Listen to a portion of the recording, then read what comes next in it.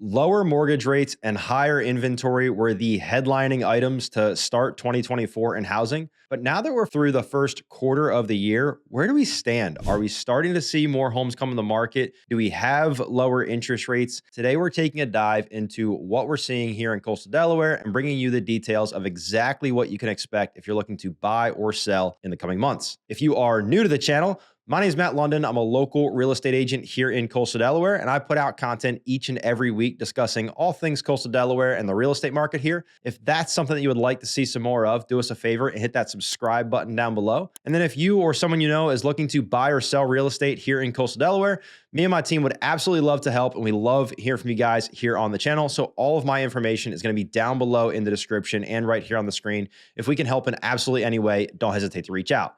Now let's get back into the content.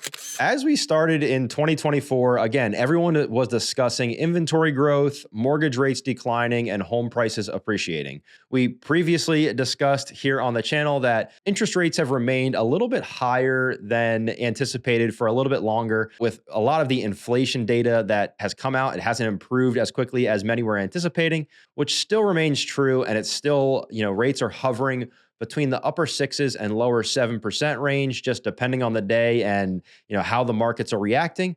There have been some interesting changes, though, across the market when looking at inventory and price changes, particularly over the last 30 to 45 days. Across the month of March, we saw a 30% increase in active listings in comparison to the same time period last year, which again, it's a much needed increase. I felt like a broken record there for a while talking about how low inventory was. However, over the last few weeks, we've been above the 2,000 active listings across the entire region, which is a great improvement over what we've experienced across the last 3 years. The interesting part of that, though, is that we've only seen new listings increase by about 6%.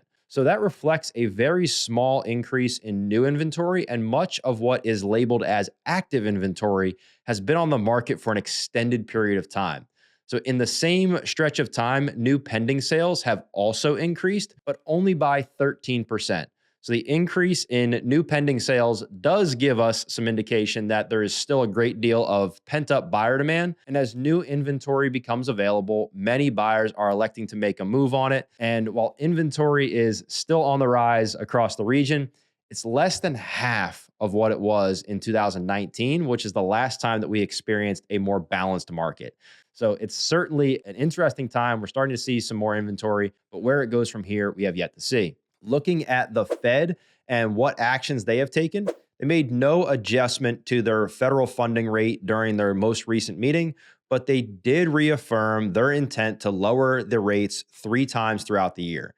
So due to ongoing inflation, again, the numbers have not come in as low as they anticipated. So the consensus is that the first rate cut that they make will likely be in June rather than May, like many were expecting it to be. And I think that we can all agree that the first rate cut is probably going to be much smaller than many had hoped. It's most likely going to be somewhere around the 0.25% mark. Again, just depends on where that inflation data comes in. Recent pricing data offers some optimism for prospective buyers. One place to watch the pricing transition is the percent of homes on the market with price reductions. So in the second to last week in March, we saw many homes make price reductions, but that doesn't really indicate which homes have been sitting on the market for an extended period of time. We have seen some price reductions, but again, as homes sit longer, those are the reason why we're seeing those reductions, not necessarily that new homes coming on the market are being priced lower. So I just want to make that distinction there. Slowly, we are seeing more sellers coming back into the market, and inventory is slowly climbing, but it isn't by a lot. So unless we see some crazy flood of sellers come to the market, we can expect to see prices steadily increase throughout the year because buyer demand is still there. Now, you may be curious how all of this could impact you if you are looking to buy or sell this year. So let's take a look at it from each perspective and try to make sense of it all, just so you can make the best decision for your scenario. For starters, if you're looking to buy, we are still seeing buyers getting very favorable terms, particularly on homes that have been on the market for a bit. So if a home may have been priced incorrectly from the start, or maybe the marketing online wasn't the best, a lot of times you can get very great terms, and it could be a great opportunity to get into a home without having to be overly aggressive, give up your firstborn, give up your arm, your leg, and all that kind of fun stuff to get into the home. Now, certainly homes that are new to the market and priced more aggressively, we're seeing a lot of them receive multiple offers and end up selling for above the list price with much more favorable terms on the seller side, not on the buyer side. Another place we're seeing a lot of buyers turn still is new construction. So whether they're looking at spec homes or to be built like semi-custom homes, we're seeing many buyers turn to new construction so that they can control more of the process.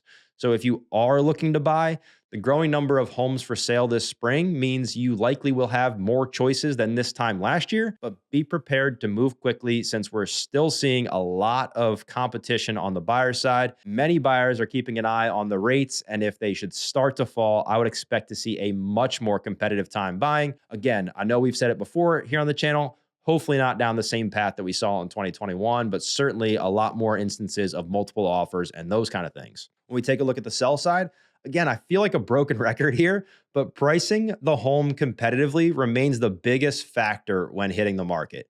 Making sure that buyers feel as though they're getting a good value will ultimately lead to you having a better chance at receiving multiple offers with more favorable terms for yourself and not for the buyer.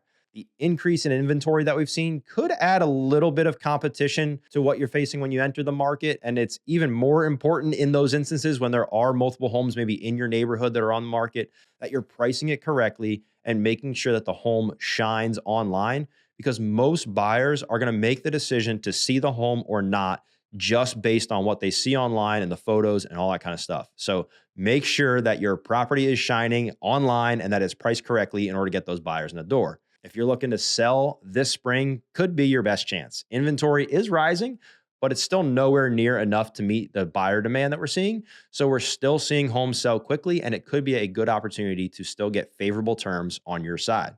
We do think it's important for both buyers and sellers to prepare themselves for any potential negotiations that may be coming up and understand the local market dynamics. Again, if you have any questions, reach out to us.